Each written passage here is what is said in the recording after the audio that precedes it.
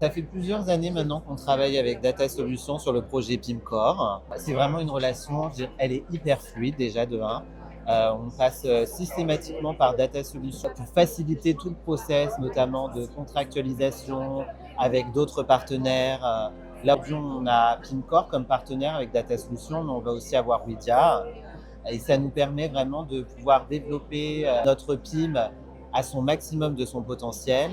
C'est un outil hyper flexible. Notre PIM, on a pu le travailler avec Data Solutions qui a énormément d'expertise pour intégrer des spécificités du groupe ETAM dans PIMCore, alors qu'à la base, ce n'était pas forcément fait pour ça. Notre partenariat, il est flexible, il est agile, il est vraiment fluide. Donc, non, ça se passe hyper bien.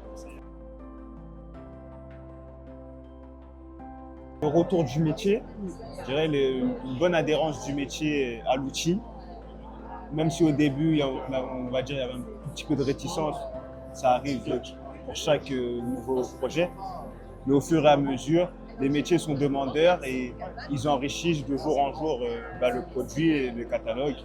C'est pour ça qu'on continue avec vous et on est satisfait, très satisfait. Et Data Solutions nous apporte également leur expertise digitale. C'est la première agence digitale en France, au fait de ma part. Du coup, on a vraiment cette chance d'avoir leur vision sur le digital, leurs conseils sur comment on peut orienter notre PIM. C'est eux aussi qui nous conseillent sur l'architecture de notre PIM et comment on peut la rendre plus robuste du coup. Mais ils ont toujours notre vision budget. Moi, c'est vraiment cette partie expertise digitale que j'apprécie. La première étape, nous, ça a été vraiment les ateliers avec nos métiers. On a différents métiers qui sont intégrés dans le PIM. Ils ont été intégrés par lot. Le premier lot, du coup, c'était toute la partie Immerge. Donc, pour rapatrier les actions qui étaient faites dans Salesforce Commerce Cloud et les rapatrier dans PIMCore, mais avec une logique groupe, donc des process group. Toute cette partie de première utilisation avec des ateliers avec les métiers. Ensuite, on a fait le build, le déploiement de la solution, les testings et toute la partie change et formation avec nos métiers. Et Di l'a très bien dit, il y a quand même quelques réticences, mais aujourd'hui, elle voit tout l'intérêt, elle travaille de façon experte dans le PIM et il y a une très bonne adhérence du projet au sein des équipes. Et du coup, la deuxième partie, là, c'est sur un deuxième lot qui est sur la partie acquisition et marketplace, envoyé à Google Shopping à grande échelle, en masse, vers les différents partenaires externes. Et du coup, sur ça, il y a beaucoup de spécifiques qui a été fait, l'intégration des stocks, l'intégration des prix de promo, l'intégration des visuels aussi. C'est pour ça qu'aujourd'hui, on va faire appel à un DAB. L'IA, c'est bien. Après, il faut savoir l'utiliser. Il faut l'utiliser à bon escient.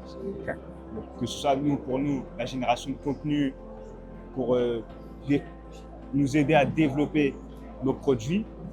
Et après, on ne veut pas aller dans la dérive, que ce soit répétitif.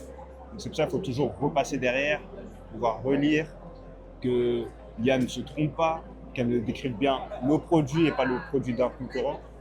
C'est un accélérateur, mais c'est un accélérateur, il ne faut pas le négliger. C'est comme avec les données qu'on va lui donner, il faut que nos données soient propres et il ne faut pas lui donner des données de mauvaise qualité.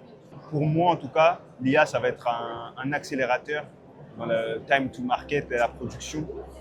Et si on l'utilise vraiment à bon escient, je pense que ça va avoir une différence au niveau de plusieurs milliers d'articles.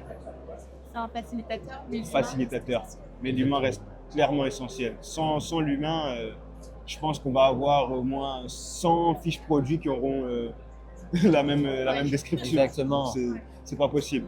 Donc c'est pour ça que l'IA, si on l'oriente bien, mais derrière la personne qui va l'orienter, ça va être un humain. Et cet humain doit lui aussi comprendre les enjeux du groupe. Mais sinon, oui, on l'utilise quand même pas mal.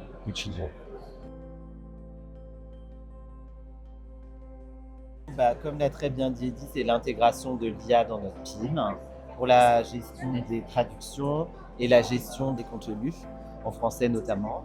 l'intégration du DAM dans le PIM. Donc, on va rajouter un DAM pour la partie B2B, donc envoyer de façon plus rapide les visuels vers les partenaires externes, vers les différents pays, nos partenaires export également, et potentiel développement d'une interface avec notre PLM. Aujourd'hui, on est obligé de passer par notre ERP pour recevoir les données, mais pourquoi pas directement les recevoir de PLM. Je vous remercie, c'est un plaisir. Merci à vous.